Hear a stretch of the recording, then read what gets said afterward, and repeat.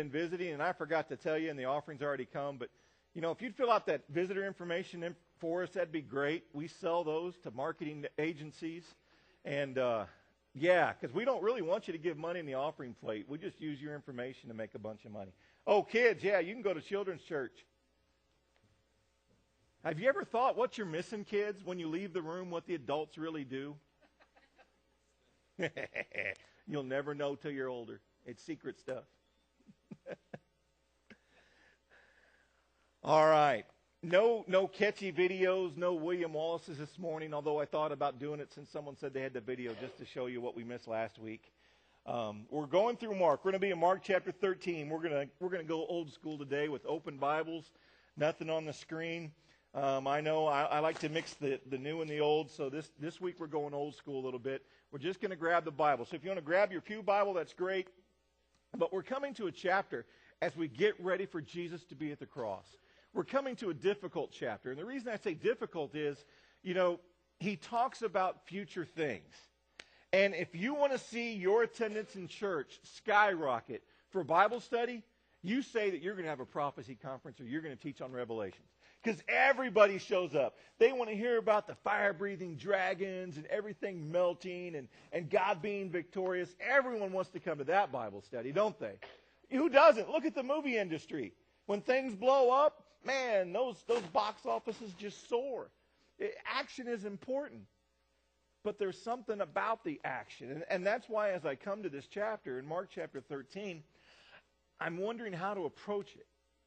And I read it over and over again, and I studied this week, and I am in this writing group with all our other friends that are writing. Again, there's 4 or 5 states that we're going through this series at different times, so I get information from my friends, and it's still a hard one to dive into. So there's some points I want to bring out to you. We're going to read through Mark 13. I'm going to stop and illuminate, but I'm kind of going to jump back and bring in a little bit of the book of Matthew here. If I haven't explained it before, do you understand a little bit about the Gospels? There are 4 Gospels, right? And do you understand all 4 Gospels are the story of Jesus, basically? They're written from different guys' perspectives, and because they're from different guys' perspectives, they bring things into the story that the other guy left out. We talked about walking on the water. You know, in Mark, it says Jesus came walking on the water. We covered that passage. And it says nothing about Peter leaving the boat and going and walking to Jesus. Mark left that out of the story for whatever reason, but in the other accounts it's there. John talks a lot more about feelings in his account, how about love, because that's how John was wired. So if you want to get a whole view of Jesus' life, they make this great book called The Harmony of the Gospels. And you can open up the Harmony of the Gospels, and on each page it shows you the same story from all 4 books.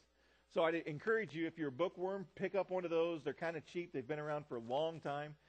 They had them when I was in school, believe it or not, way back then.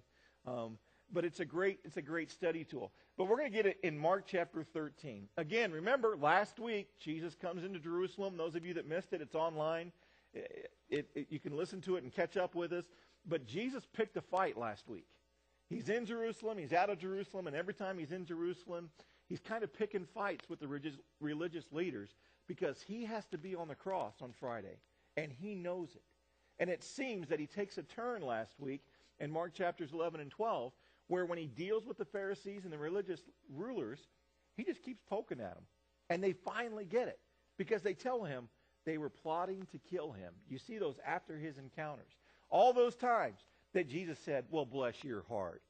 It finally sunk into them that Jesus wasn't saying, bless your heart, to be nice to them. He was kind of saying, you guys still don't get it. Now, no one ever tells you guys, bless your heart, and means it like you're thick, okay? Because they really mean it when they tell you that, all right? But Jesus, when he was telling the Pharisees that, he was trying to get them to understand they're missing the boat a little bit, all right? They finally got it, and they want to kill Jesus.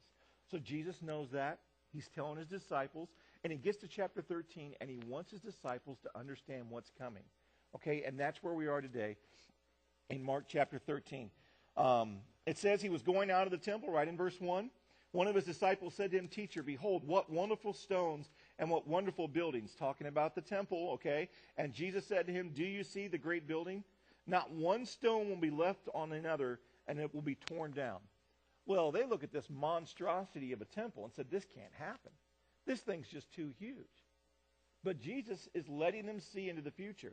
As he was sitting on the Mount of Olives, verse 3, opposite the temple, Peter and James and John and Andrew will question him privately. Tell us, when will these things be, and what will be a sign when all these things are going to be fulfilled? And Jesus began to say to them, see to it that no one misleads you. The reason Jesus is telling them about the future is he doesn't want them to fall away. He doesn't want them to be caught up in the hype. Again, I've already talked about this. My personal feelings is when we talk about end times, I think we get caught up in the hype and we don't understand the message. Jesus doesn't want his disciples to miss the point of the things that are happening, so he reveals it to them. Verse 6, many will come in my name, saying, I am he, and will mislead many. When you hear of wars and rumors of wars, do not be frightened. Those things must take place, but that is not yet the end to come. For nation will rise up against nation, and kingdom against kingdom. There will be earthquakes in various places. There will also be famines. These things are merely the beginning of birth pains. I did not know before I moved to Oklahoma. Two things. First of all, the prevalence of scorpions. Especially where I moved. My neighbor came over and said, you need to spray because the scorpions are bad here. My wife told me not to tell my kids. Oops, they're in church this morning. You guys better watch it. No bare feet out in the yard. Got it? The second thing, you have earthquakes. What's up with that? Richard moved back to Oklahoma to get away from California where the ground was always moving. Earthquakes. You brought them with you. It's your fault. Who wants to chip in to give Richard a ticket back to California? Yes. We'll have a, yeah, some of you for different reasons, all right? We're talking about earthquakes here, all right? We shouldn't say that. For those of you that don't know, Richard was voted in as a new deacon, so you can start blaming him stuff too, all right? So lay it all on him. Earthquakes. It's a sign that our earth is bearing up under sin. Do you realize there weren't earthquakes in the garden? Because of sin, our sin, it's affected all of creation. Number 9. Verse 9, but be on your guard, for they will deliver you to the courts, and you will be flogged in the synagogues, and you will stand before governors and kings for my sake as a testimony to them. The gospel must first be preached to all nations. I cannot tell you the amount of times, because I grew up in a Bible-believing fundamental Baptist church. That's all of them right there. I mean, King James only, red letter edition, that was my church. I can't tell you the times I've heard preachers say, we've got to send out missionaries because as soon as all the nations know about Jesus, he's coming back. Do you realize that people have believed Jesus is coming back since the day after he ascended into heaven? They really thought that he was coming right back. So that's always my caution, another caution about teaching on end times. I went to a private school. My mom taught for 40 years in Christian education. And I remember one of those guys, I forget his name, said the earth was going to end. Jesus was coming back. You know, we believe in a tribulation time. So Jesus is coming back and taking us home on that day. And I remember Mr. Murrow. He was one of my best friend's dad, and also his wife taught at the school. And he came to school and walked through the halls in an angel costume, barefoot, carrying a trumpet on that day that we were supposed to be raptured. A great memory for a little kid. You know?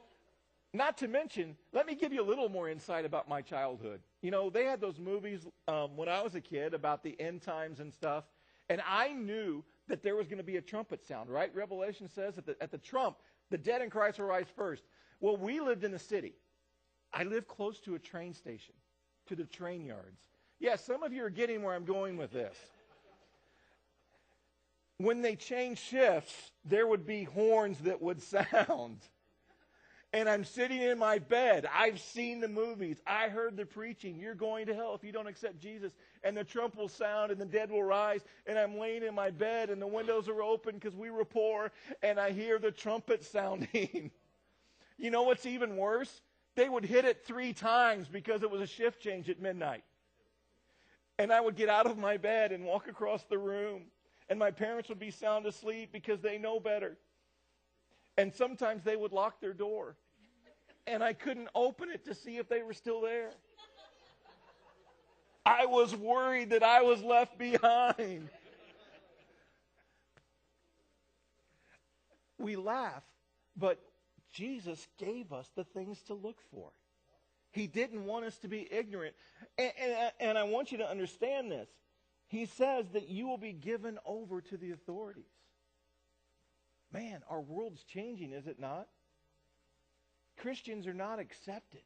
We are being given over to the authorities. We are being taken to court for our religious values because we own businesses. And we don't want to give in to the pressure to do things that God says in His Word are wrong.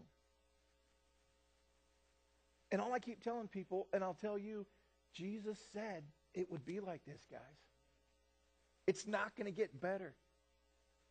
I'm sorry, it's not. If I'm faithful to God's Word, I've got to tell you, before Jesus comes back, He said it's going to get a lot worse. It's going to get a lot worse. Verse 11, when they arrest you and hand you over, do not worry beforehand about what you are to say, but whatever is given you in that hour, for the Holy Spirit will speak.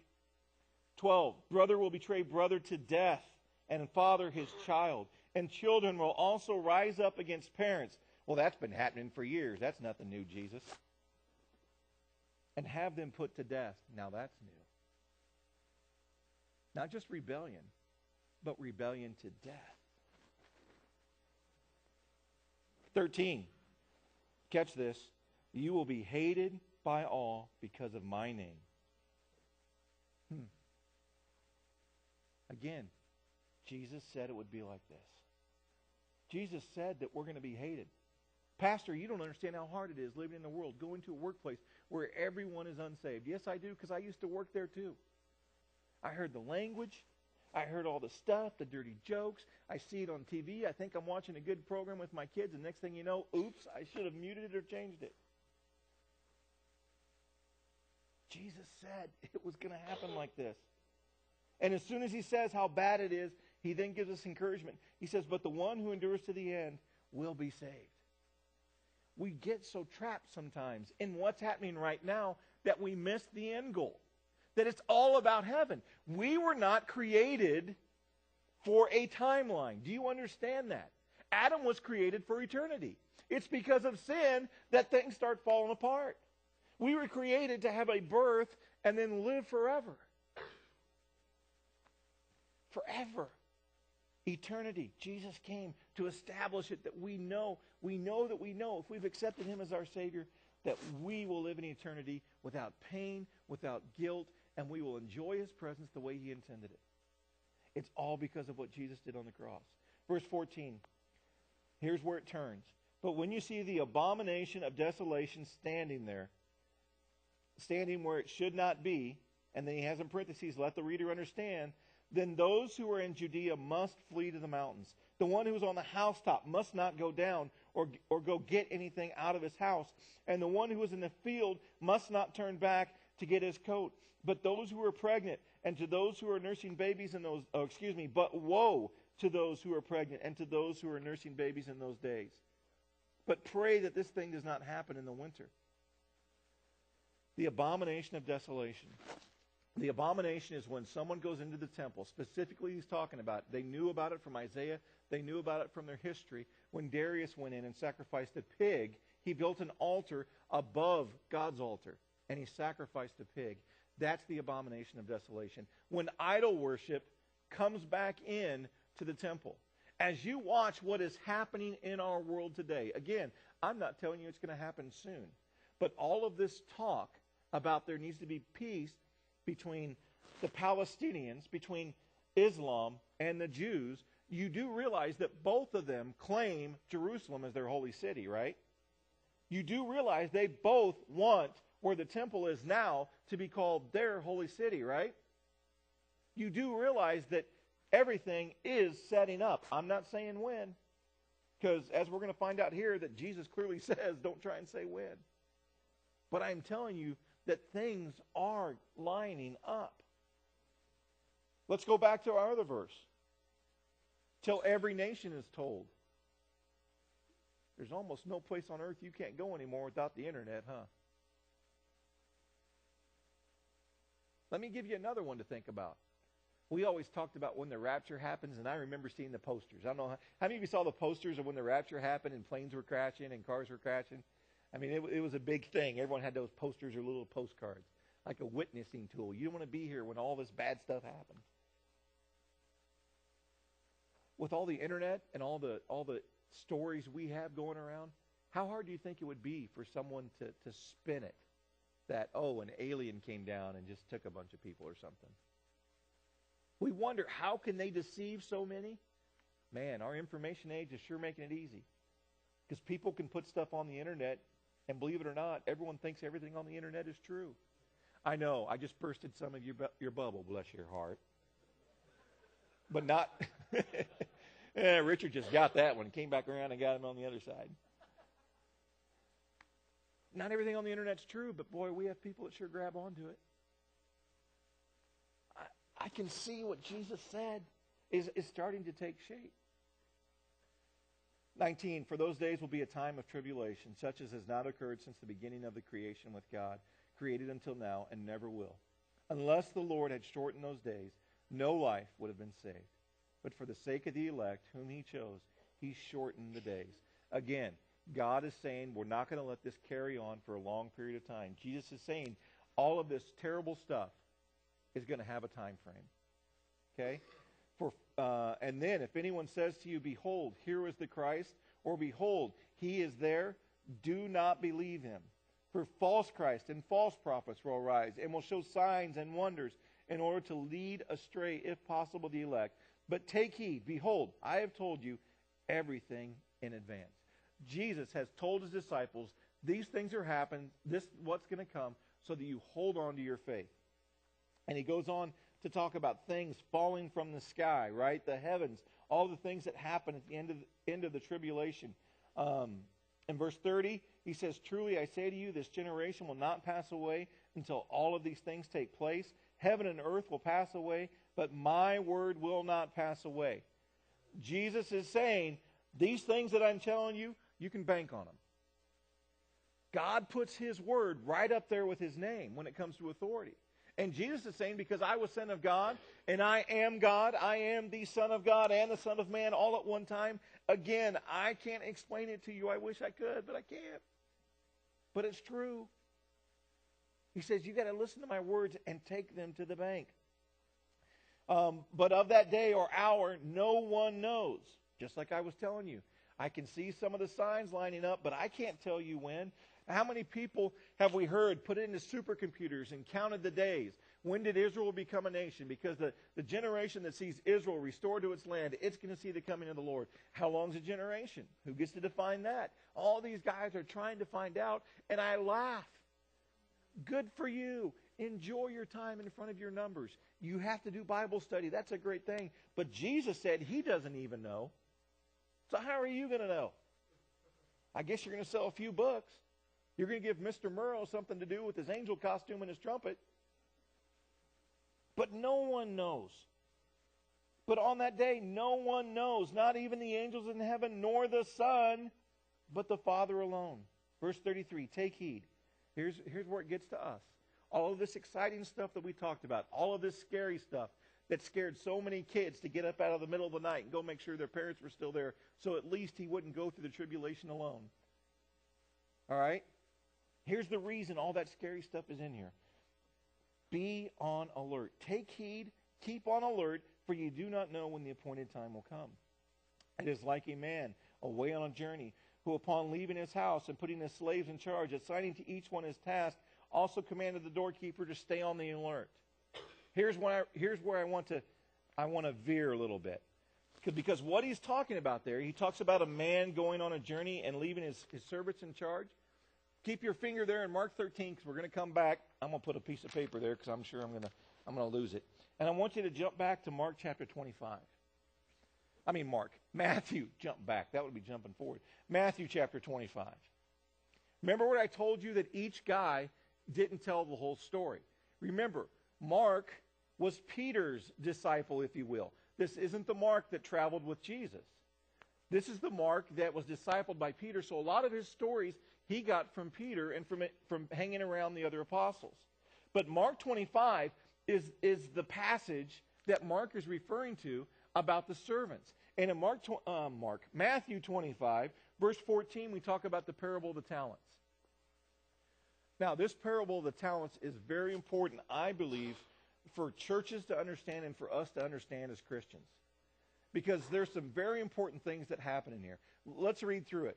For it is like a man who went about to go on a journey, who called his own slaves and entrusted his possessions to them. To one he gave 5 talents. You guys know what a talent is? It's a measure of silver. It's anywhere from 30 to 50 pounds. That is a lot of silver, even back then. So when he gave him 5 talents, that is a whole wheelbarrow full of money, and then some. All right, so he gave this guy 5 talents. To another he gave 2, and to another 1, each according to his own ability, and he went on his journey. Immediately the one who received the 5 talents went and traded with them and gained 5 more talents. In the same manner, the one who had received the 2 talents gained 2 more. But he who received the 1 talent went away and dug a hole in the ground and hid his master's money. Now, this is the first prepper we've ever had on earth right here. This guy dug a hole and he put money in there hiding it, right? Because if the banks went down with the Y2K bug, he had money in the ground. Now, after a long time, the master of the slaves came and settled his accounts with them. The one who had received 5 talents came up and brought 5 more talents, saying, Master, you entrusted me with 5 talents to me. See, I have gained 5 more talents. Can you understand this for a second? I just told you a talent was 30 to 50 pounds. Now, if he brought in 5 talents, 150 to 250 pounds, that's a Schwarzenegger or a Sylvester Stallone pumped up muscle dude who can do that, right? But probably what happened is here comes the first servant, and he can't carry all this money. So he's enlisted 5 or 6 other slaves to start carrying in the money. Can you get the picture of what's going on? Not only is this servant coming in and presenting what was given to him, but he had to enlist friends to bring back to the master what he had done with what he had given to him. And he goes on. And his master said to him, Well done, you good and faithful servant. You are faithful with a few things. I will put you in charge of many things. Enter into the joy of your master. Also the one who had received the 2 talents came and said, Master, you entrusted me with 2 talents to me. See, I have gained 2 more talents. All right, not quite as many guys have to help him carry back in the money. But there's still 2 or 3 guys, you know. Maybe he found some scrawny dudes, so he had to get more dudes so the other guy didn't outdo him. I don't know. But he has to come in with an entourage, with his peeps. Is that too old school? Is peeps gone? I know, I'm old. That's why I can't even. I thought about getting my hair cut real short and spiky and get those dark rimmed glasses like those popular preachers do, but it just wouldn't fit on a fat dude. So he brought it in, and his master said to him, Well done, good and faithful slave. You are faithful with a few things. I will put you in charge of many things. Enter into the joy of your master. Do you see a pattern happening here? That those who took what the master had given them and they invested them, do you realize that they had to risk them to trade, right? He bought the 67 Chevelle. He traded him money for it. And he sat on it for a while. And that 67 Chevelle went up in value. And he sold it at a profit. There is a risk. Because you know the guy who bought the 67 Chevelle? Some other guy bought an Edsel. I know you don't know what an Edsel is, some of you, because it's not good. And that guy who bought the Edsel, yeah, he lost, man. He lost. He risked it. And the risk was rewarded. Enter into the joy of my presence. There's no reward without risk. Do you understand that? There's no reward without risk. And the one who had received the 1 talent came up and said, Master, I know you to be a hard man, reaping where you did not sow, and gathering where you did not scatter seed. And I was afraid. So I went and hid your talent in the ground, so you have what is yours. But his master answered and said to him, You wicked, lazy slave. You knew that I reap where I did not sow and gather where I did not scatter seed. Then you ought to have put the money in the bank, and on my arrival I would have received my money back with interest. Therefore, Take away the talent from him. Give it to the one who has 10 talents. For to everyone who has, more shall be given, and he shall have an abundance. From the one who does not have, even the one who does have shall be taken away. Throw out the worthless slave. Do you get that? Throw out the worthless slave into the outer darkness, in the midst where there be weeping and gnashing of teeth. Let me run you down the story a little bit more, because I think we read over it and we don't catch everything here. The one guy took the 30 or 50 pounds of silver and he didn't even put it into the bank. Now, that's minimal interest, right? That's just minute interest versus if he'd invested or bought a few things and traded them. But at least the money would have got something. At least the silver would have reproduced a little bit more. So why didn't he put it in the bank? Jesus called the guy wicked and evil. So the servant comes, the master comes to you individually and gives you a bunch of money. And he says, I'm going to go on a trip. Well, you know that people go on trips, especially back then, sometimes don't return from trips. They die. There were highway bandits. Any number of things could have happened. So if that servant took that money to the bank and said, here, hold on to this, there's a paper trail, is there not? But what if the guy was thinking, if my master doesn't return, man, I got a nice little stash buried in my backyard. See, he was trying to hide it. He was trying to hold on to it and maybe save some of it for himself. It kind of goes to us receiving God's blessings and deciding, God has blessed me. I'm going to make sure that blessing lasts, so I'm going to hold on to it.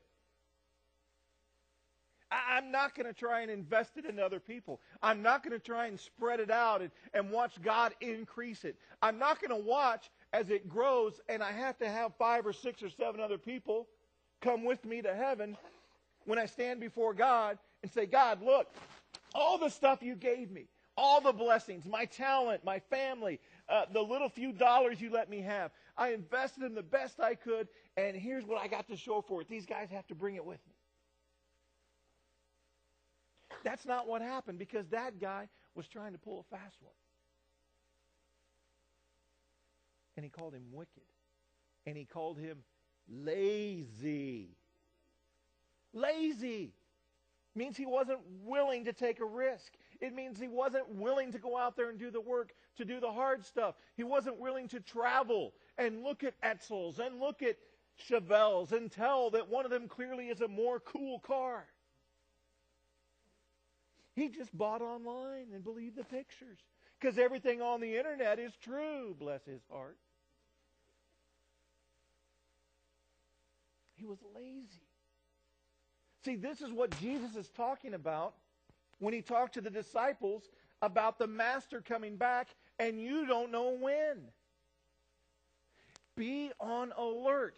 Let's go back to Mark chapter 13, and let's finish it up. Verse 35, therefore be on alert, for you do not know when the master of the house is coming. Whether in the evening, at midnight, or whether when the rooster crows, or in the morning, in case he should come suddenly and find you asleep. What I say to you, I say to all, be on alert. Jesus went through that whole talk, that whole conversation about the heavenlies just falling and not shining anymore. He talked about great tribulation. He gave that whole story to tell them. And those parables, there's more than that one parable about the talent that Jesus gave in this discourse. Back in Matthew chapter 25, you find several parables that he gave during this discourse. But Jesus went through all of that talk to tell them, be alert. My message to us at Keys Baptist Church at this time, at this day, is for us to be alert. If Jesus came back today to Keys Baptist Church because we're so special, he only came back to us. We'll show them. So Jesus shows up at Keys Baptist Church, and he goes through our books, and he goes through our ministries, and he goes through everything we've done. Is he going to say that we invested and we risked and we have returned to give back to him? That's what he's talking about. Be on alert, because he can show up and surprise us. Jesus, you gave us all of these blessings. Look, they're in pristine order, and we give them back to you. And he looks at us and he says, I didn't give you that stuff for you to keep in pristine order. I gave it to you to use to give me back more. See, that's the point. God is a jealous God. And God is a God who has pride. And he wants his glory. And what more glory is there for God than for his kids to go out and work? And for his kids to go out and say how great his daddy is. And to grab all the orphans and say, come live with my father. That's amazing. That's what he wants us to do. And he's given us everything we need to do it. Those guys who had the 5 talents, right? And who brought back 10. I'll bet when that guy showed up in Las Vegas to look at property to invest in, because he had 5 talents, they put him up in the best hotel. I'll bet he got free all-you-can-eat buffets. When he was out in the desert, someone probably came along with the real estate agent and held an umbrella over his head. It wasn't his money, was it? But he was investing it. He got to enjoy all of the privilege that came with having 5 talents. He got to enjoy all of the privilege that came with having 2 talents. But he was reinvesting it because he didn't know when the master was coming back. Church, individual Christian, are you ready for Jesus to come back? I don't know what he's invested in you. Some of you have talents that just blow mine away. Some of you can draw or sing, or some of you can sit down and converse with someone and calm them down or encourage them. Some of you have the great talent of changing light bulbs. And if you like to change light bulbs on a ladder, on a scaffolding, Jamie and I would like to talk to you because we're tired of doing it. It gets a little shaky up there. We all have something that we should be investing for the kingdom of God because he's going to come back. And when he comes back, I hope and pray that you are not asleep. I hope and pray that as Keys Baptist Church, when he comes back, we've invested everything we have and we give it back to him tenfold. Not because we were smart investors, but because he promised that anything we do in his name, he's going to bless and it will return to him. I hope he doesn't come back and say, what have you done? And we give him back exactly what he gave us. I kept it in pristine shape. It was in the ground. No mold got on it, no mildew. And then he looks at you. He looks at me. And he says, depart, wicked servant. See, the servant missed what it was to serve his master. I hope we don't miss that call this morning. Let's close in a word of prayer. Father, this morning